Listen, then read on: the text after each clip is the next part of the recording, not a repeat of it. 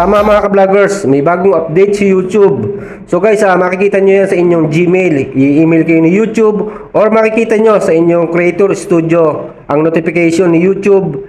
At itong sa akin guys is na-accept ko na to, kaya okay na siya. So ayan na makikita natin pag na-accept na siya.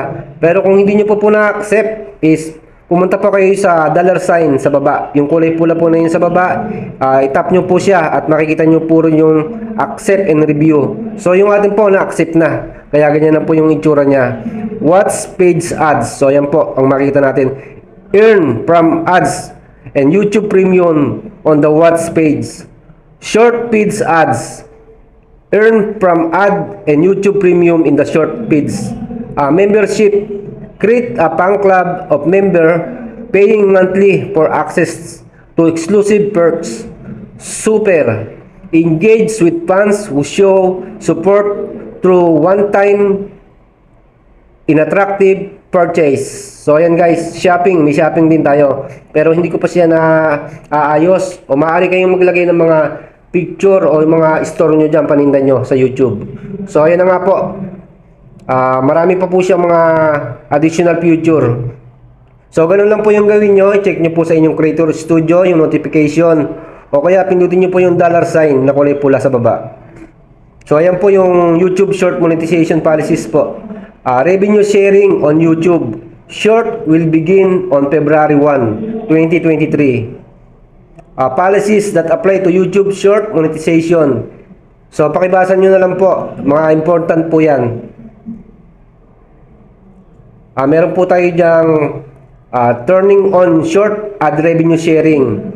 So ayan pong ad revenue sharing is magsisimula po siya ng February 1, 2023. Magkakaroon na po ng ads yung ating mga short sa ating short video sa ating YouTube channel. So maaari na po tayong kumita sa mga maiksing video o short video natin sa YouTube. Lalagyan na po yan ni YouTube ng mga ads o tinatawag natin commercial para tayo ay kumita o dagdag income sa atin. So ayan na nga po yung mga mga bagong update ni YouTube. Napakaganda po nito kasi mas matadagdagan po yung ating income sa ating YouTube kapag may ads na po yung ating mga short. So kailangan mo rin pong i-accept yung kanyang terms and condition or review.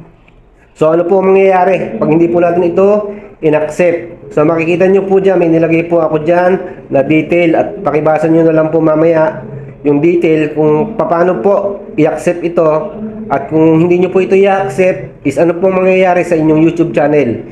So guys, maaari pong mawala yung inyong YouTube channel pag hindi nyo po siya na-accept hanggang sa July 2023. Kaya ano pa po yung inaantay natin dyan? I-accept nyo na po and i-review yung ating bagong monetization galing kay YouTube. Yung pong tinatawag natin short ads revenue. So ayan na nga po, pakibasan nyo na lang po. Sa bandang dulo po, nakalagay po dyan yung mga mangyayari po sa ating channel kung hindi po natin siya ma-accept.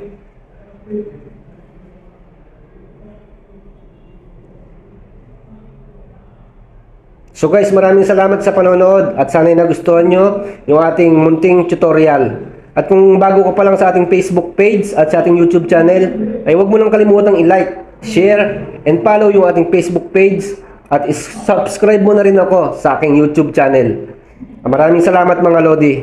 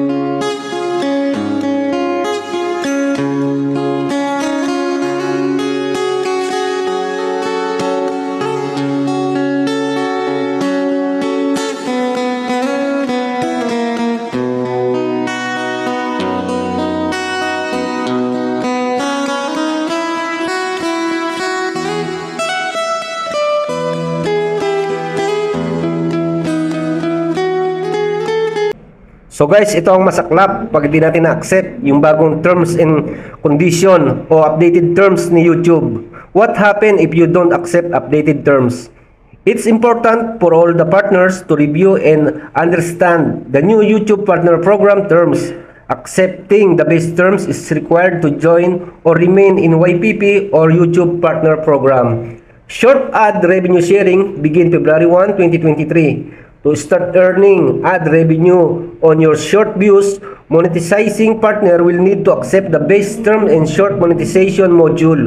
You will not be able to earn from short feeds ads until you do so. Short views acquired prior to accepting the short monetization module are not eligible for short ad revenue sharing. To remain in the YouTube Partner Program and counting monetization on YouTube, all monetizing partner will have until July 10, 2023 to review and accept new terms. If you don't accept at least the base terms by that date, your channel will be removed from the YouTube Partner Program and your monetization agreement terminated. After that happen, you need to qualify and reapply to join again.